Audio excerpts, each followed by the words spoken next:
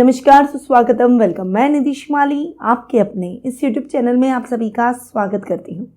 आज मैं आपके सामने मकर राशि वालों का अप्रैल माह का मासिक राशिफल लेकर उपस्थित हुई हूँ और सबसे पहले जान लेते हैं इस माह में आने वाले कुछ विशेष व्रत और त्योहारों के बारे में। तो 6 अप्रैल को हनुमान जयंती मनाई जाएगी, साथ ही चैत्र पूर्णिमा का व्रत भी इसी दिन आ रहा है।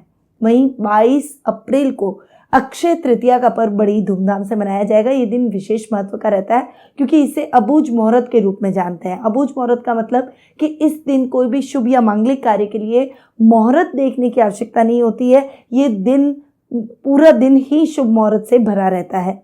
वहीं इस दिन बाल विवाह की प्रथा भी बहुत प्रचलित है। इस दिन बहुत सारे बाल विवाह होते हैं, परंतु ये एक सामाजिक कुरीति है, बुराई है।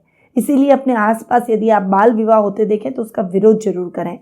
अब बढ़ते हैं आगे और जान लेते हैं कि इस माह में ग्रह गोचर की स्थिति कैसी रहेगी। सबसे पहले ग्रहों के राजा सूर्य की बात करें तो वे वर्तमान में अपनी सम राशि मीन में विराजमान है और 14 अप्रैल को वे अपनी उच्च की राशि मेष में प्रवेश कर जाएंगे। बुध ग्रह की बात करें तो वे इस पूरे माह अपनी मित्र राशि मेष में विराजमान रहेंगे और 7 जून तक यहीं पर ही विराजमान रहने वाले हैं। मंगल ग्रह की बात करें तो वे इस पूरे माह अपनी सम राशि मिथुन में गोचर भ्रमण करते हुए दिखाई देंगे। वहीं गुरु ग्रह की बात करें तो वे वर्तमान में स्वग्रही अवस्था में मीन राशि में विराजमान है और इस माह के लास्ट में यानी 21 अप्रैल को वे अपनी मित्र राशि मेष में प्रवेश कर जाएंगे। गुरु का इस माह का सबसे बड़ा राशि परिवर्तन है क्योंकि गुरु लगभग 1 वर्ष तक एक ही राशि में विराजमान रहते हैं। तो गुरु के इस राशि परिवर्तन के वीडियो भी मैं अलग से अपने चैनल पर डालूंगी, तो इसलिए आप मेरे चैनल को सब्सक्राइब कर लें। अगर आपको मेरे सभी वीडियोस की नोटिफिकेशन प्राप्त करने हैं तो ऑल पर जाकर जरूर दबाएं, लाइक करें और दूसरे लोगों को शेयर करें ताकि दूसरों को भी इसका लाभ प्राप्त हो सके। अब आते हैं शुक्र पर, जो कि अपनी मित्र राशि मेष में विराजमान है और महीने के प्रारंभ में यानी 6 अप्रैल को ही अपनी खुद की राशि वृषभ में स्वग्रही होकर विराजमान रहेंगे। अब शनि ग्रह की बात करते हैं तो वे आपके राशि स्वामी भी हैं और वर्तमान में अपनी मूल त्रिकोण की राशि कुंभ में विराजमान है और इस पूरे माह अपनी खुद की राशि कुंभ में स्वग्रही होकर विराजमान रहेंगे। वहीं राहु और केतु अपनी सम राशियां मेष और तुला में इस माह विराजमान रहने वाले हैं। तो ये है इस माह की ग्रह गोचर की स्थिति का हाल।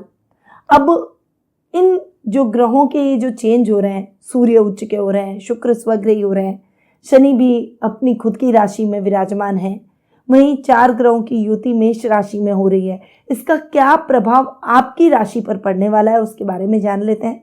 तो शुरू करते हैं अप्रैल माह का मकर राशि वालों का मासिक राशिफल। और राशिफल देने से पहले आपको बता दूं कि ये जो मैं आपको राशिफल प्रदान कर रही हूँ ये चंद्र गणनाओं पर आधारित है और आपकी राशि और लग्न दोनों के हिसाब से समान रूप से प्रभावशाली भी है। तो सबसे पहले आपके राशि स्वामी की ही बात करते हैं, जो कि है शनि, और वे अपने से एक घर आगे और अपनी मूल त्रिकोण की राशि में विराजमान है। शनि का धन भाव में जाकर बैठना, लग्नेश का अपने से एक घर आगे जाकर बैठना आपके लग्न को तो संवारेगा ही, आपके मान सम्मान और प्रसिद्धि में भी वृद्धि करेगा। आपके कार्यों को लोग सराहेंगे, आपकी ईमानदारी के चर्चे चारों तरफ होंगे और लोग आपको फॉलो करने का प्रयास करेंगे। कई लोगों के लिए आप आइडियल के रूप में जाने जाएंगे। इस समय आप जो भी काम हाथ में लेंगे उसमें आप निश्चित रूप से सफलता प्राप्त करते हुए दिखाई देंगे। शनि धनेश है और अपनी ही राशि कुंभ में विराजमान रहने वाले हैं। आपके धन भाव में शनि का स्वग्रही होकर बैठना आपके रोजमर्रा के लाभ में भी वृद्धि करेगा।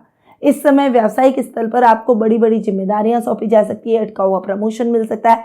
अधिकारी कुल मिलाकर आपसे बहुत प्रसन्नचित्त नजर आएंगे। कुटुंब में भी मान सम्मान बढ़ेगा। कुटुंबियों के साथ में आपकी ट्यूनिंग बहुत अच्छी रहेगी। रिश्तों में आपको और अधिक मिठास महसूस होगी। घर में मांगलिक कार्यक्रमों की रूपरेखा रखी जाएगी। घर की महिलाओं को आप प्रसन्नचित्त करने का प्रयास करेंगे। इस माह उनके लिए कुछ गिफ्ट्स की खरीदारी आपके द्वारा की जा सकती है। वहीं ये समय आपकी पर्सनैलिटी में 4 चांद लगाता हुआ दिखाई देगा। जो भी कार्य आपके अधूरे रह गए वो द्रुत गति से संपन्न होते हुए दिखाई देंगे। कामों में आ रही दिक्कतें और परेशानियां भी समाप्त हो जाएगी। तो शनि के रिजल्ट आपको धनेश के हिसाब से भी बहुत अच्छे और परफेक्ट देखने को मिलेंगे। तो शनि आपके लग्नेश और धनेश के हिसाब से आपके लिए बहुत ही अच्छे और उत्तम परिणाम लेकर आएंगे। अब आते हैं आपके तृतीय स्थान पर, यानी पराक्रम भाव पर। पराक्रमेश है गुरु, और गुरु पराक्रम भाव में स्वग्रही होकर बैठ रहे। इस महीने के 20 दिन तक गुरु यहीं पर ही बैठेंगे, और फिर गुरु का राशि परिवर्तन होने जा रहा है, जो कि बहुत बड़ा राशि परिवर्तन मैं कह सकती हूँ, क्योंकि गुरु भी लगभग 1 वर्ष तक एक ही राशि में विराजमान रहते हैं। तो इस माह का सबसे बड़ा राशि परिवर्तन कहूं तो गलत नहीं होगा। अब गुरु पराक्रम भाव में स्वग्रही होकर बैठ रहे हैं, साथ में सूर्य भी बैठ रहे हैं, और गुरु सूर्य की ये युति आपकी पावर को और अधिक बढ़ाएगी, अचीवमेंट्स को बढ़ाएगी। कुछ अचीवमेंट जो आपके अटके हुए थे वो आप इस माह द्रुत गति से प्राप्त करते हुए दिखाई देंगे। 14 तारीख से पहले पहले आपके कार्यों को सराहा जाएगा, और जो काम अटके हुए हैं वो आपके पूर्ण होते हुए दिखाई देंगे। आपकी पावर में वृद्धि होगी, और वहीं आपके वर्क प्लेस पर आपकी पकड़ भी बढ़ेगी। आप एक लीडर की तरह कार्य करेंगे, यानी लीडरशिप की क्वालिटी आपके अंदर आ जाएगी। इस समय अटकाव की स्थितियां समाप्त हो, आपका वर्चस्व चारों तरफ बढ़ता हुआ दिखाई देगा। आप अपने मनानुकूल परिणामों की तरफ आगे बढ़ेंगे, और जहां आपको अच्छा लगता है उन कार्यों में आपकी रुचि भी बढ़ती हुई दिखाई देगी। यानी गुरु के रिजल्ट आपको बहुत ही अच्छे और शानदार तृतीय स्थान के हिसाब से मिलेंगे। छोटे भाई बहनों का भी आपको पूर्ण साथ और सहयोग प्राप्त होगा, और उनके सहयोग से आपके कार्य और तेजी से होंगे। अब गुरु 21 अप्रैल को चेंज हो जाएंगे, और फिर आकर बैठेंगे आपके सुख स्थान में। यहां पर राहु ऑलरेडी बैठे हैं, बुध बैठे हैं, सूर्य बैठे हैं, क्योंकि 14 अप्रैल को सूर्य भी चेंज हो जाएंगे। और फिर 21 अप्रैल को जब गुरु यहाँ आएंगे तो गुरु, बुध और सूर्य इन सबकी युति बहुत ही अच्छी रहेगी। यानी यहाँ पर आपके अष्टमेश की युति होगी, आपके भाग्येश की युति होगी, आपके पराक्रमेश की युति होगी, और ये तीनों युतियां आपके कष्टों को दूर करने वाली होगी। इस समय जो भी कार्य आप हाथ में लेंगे उसमें आप सफलता प्राप्त करेंगे। गुरु वैसे भी केंद्र में बहुत अच्छे रिजल्ट देते हैं।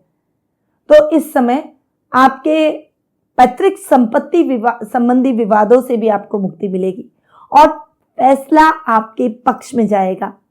अब गुरु चूंकि आपके 12th हाउस के लॉर्ड है, खर्च भाव के भी स्वामी हैं। खर्च भाव का स्वामी पहले तो अपने से चतुर्थ और उसके बाद में अपने से पंचम जाकर बैठेंगे। खर्चों में निरंतर कमी आएगी, और यहाँ पर खर्चे व्यवस्थित होते हुए दिखाई देंगे। वहीं परिवार के साथ आपकी बॉन्डिंग बहुत अच्छी होगी। वैवाहिक जीवन में आपको सुखों की अनुभूति होगी। जीवन साथी का पूर्ण साथ और सहयोग आपको भरपूर देखने को मिलेगा, और यहाँ पर आपको उनसे कई प्रकार की सहायता, कई प्रकार का सपोर्ट, कई बातों में, कई कामों में आपको सपोर्ट देखने को मिलेगा। सुखों में वृद्धि होगी, और अगर खर्च होगा भी तो भी जहां जरूरत हो वहीं खर्च होगा। कर्ज की स्थितियों से आपको इस समय मुक्ति मिल जाएगी। अब ये तो हुई गुरु की बात कि गुरु बहुत अच्छे आपके रिजल्ट देने वाले हैं। अब आते हैं आपके सुखेश पर। सुख स्थान के स्वामी है मंगल, और मंगल जाकर बैठ रहे हैं अपने से तृतीय परंतु रोग भाव में। अब देखिए यहाँ पर सुख स्थान के स्वामी का रोग भाव में बैठना इतना अच्छा नहीं, पर यहाँ पर एक्सचेंज हो रहा है मंगल और बुध का। मंगल और बुध एक दूसरे के घर में बैठे हैं, यानी एक दूसरे से इंटर एक्सचेंज कर रहे हैं, और उस वजह से आपके सुखों में वृद्धि होगी, पावर में वृद्धि होगी। यहाँ पर आप जो भी कार्य हाथ में लेंगे उसमें आप सफलता निश्चित रूप से प्राप्त करेंगे। वहीं माँ के साथ आपकी बॉन्डिंग अच्छी होगी। उसके स्वास्थ्य को लेकर भी आपको जो भी टेंशन अब तक चल रही थी वो समाप्त हो जाएगी। ये समय आपके सुखों में, आपकी पर्सनैलिटी में नया डेवलपमेंट लेकर आएगा, और वहीं आपकी पावर में भी वृद्धि होती हुई दिखाई देगी। यानी कुल मिलाकर ये समय आपको हर तरीके से लाभ की स्थितियां दिलवाता हुआ दिखाई देगा। इस समय आपके काम द्रुत गति से संपन्न होते हुए दिखाई देंगे, और वहीं आपकी चिंताओं का भी अंत हो जाएगा। भूमिपुत्र हैं, इसीलिए प्रॉपर्टी से संबंधित वाद विवाद की स्थितियां भी समाप्त हो जाएगी। अपने खुद के घर का सपना पूर्ण होता हुआ दिखाई देगा। तो मंगल के रिजल्ट भी आपको बहुत ही बेहतरीन देखने को दिखाई देंगे सुख स्थान के हिसाब से। अब अगर मैं बात करूं आपके लाभेश की, तो लाभ भाव का स्वामी अपने से अष्टम बैठा है, इसीलिए लाभ की स्थितियां फ्लक्चुएट हो सकती है, और वो कैसे होगी? आपके डिसीजन की वजह से। इसीलिए गलत डिसीजन लेने से बचें। कंफ्यूज ना हो, दो लोगों से सलाह लेकर आगे बढ़ें। कोई भी जल्दबाजी करने की आवश्यकता नहीं है, वरना लाभ की स्थितियां, खर्च की स्थितियां न्यूट्रल होती हुई दिखाई देगी और बहुत ज्यादा लाभ नहीं प्राप्त कर पाएंगे। जितनी मेहनत करेंगे उतना रिजल्ट नहीं मिलेगा। इसीलिए आपको इस समय संभल कर और बहुत सावधानी के साथ आगे बढ़ना है। आपके सर्कल और लेवल में चल रहे लोगों का भी आपको ध्यान रखना है कि कौन व्यक्ति आपको पथभ्रष्ट कर रहा है और कौन व्यक्ति आपके साथ खड़ा है, कौन गलत दिशा में आपको ले जा रहा है।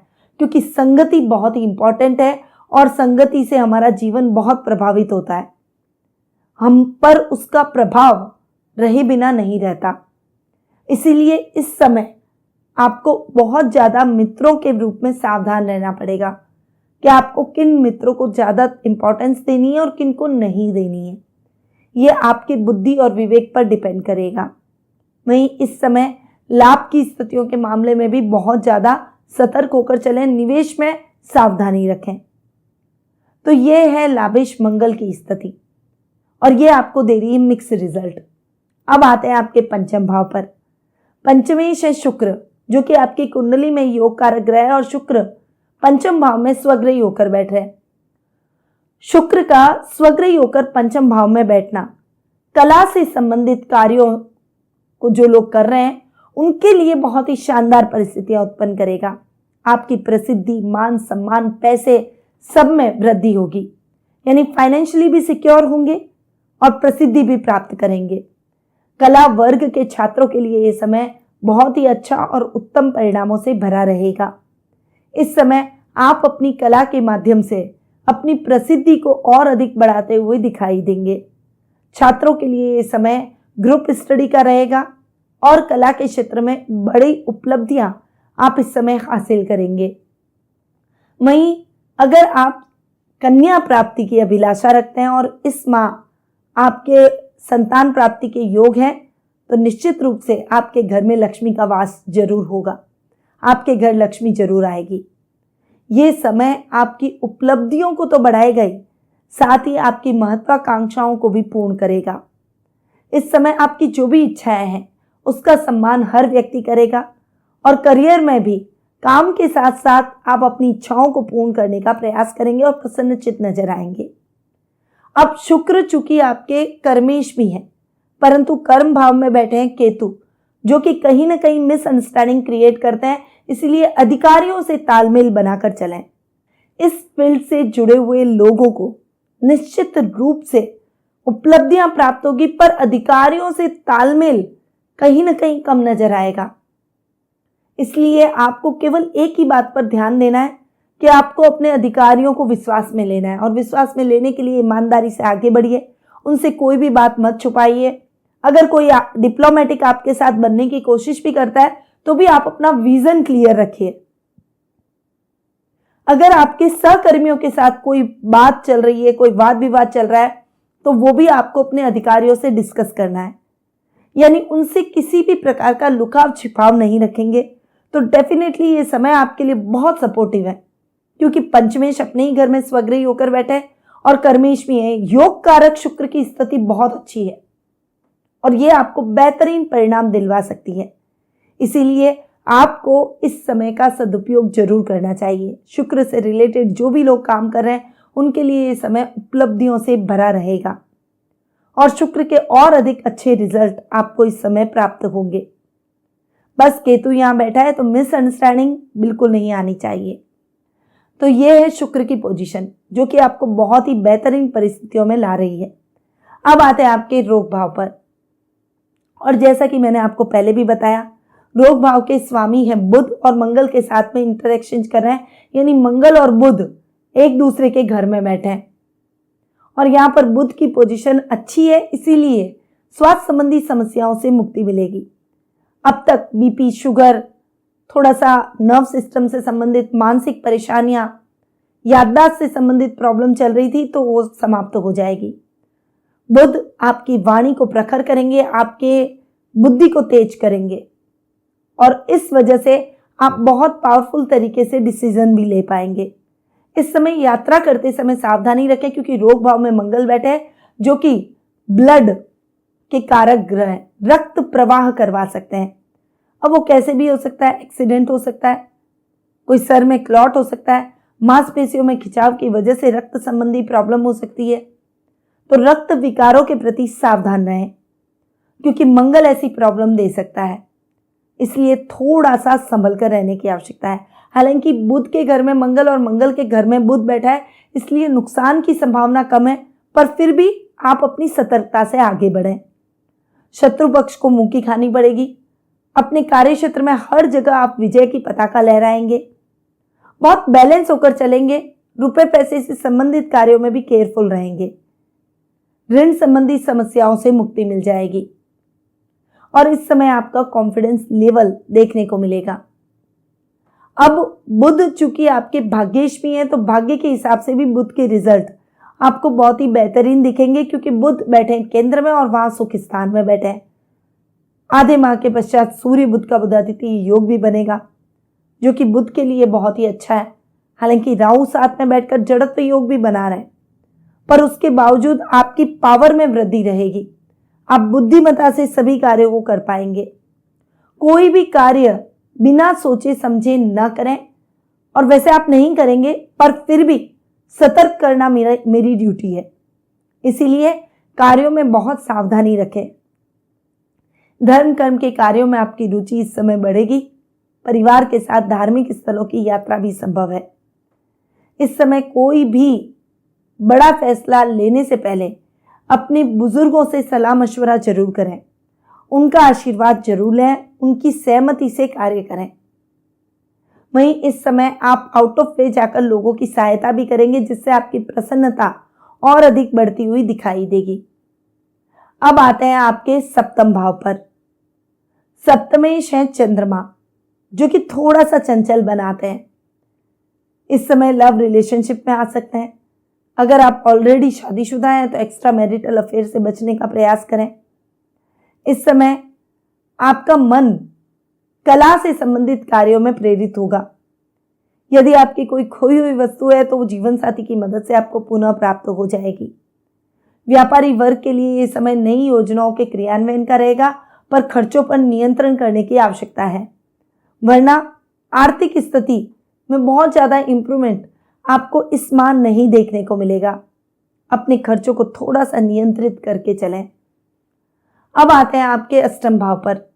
अष्टम भाव की अगर मैं बात करूं तो अष्टमी से सूर्य, जो कि आधे माह तक पराक्रम भाव में गुरु के साथ युति करेंगे, और आधे माह के पश्चात सूर्य के और अधिक बेहतर रिजल्ट मिलेंगे, क्योंकि सूर्य आ जाएंगे आपके सुख स्थान में।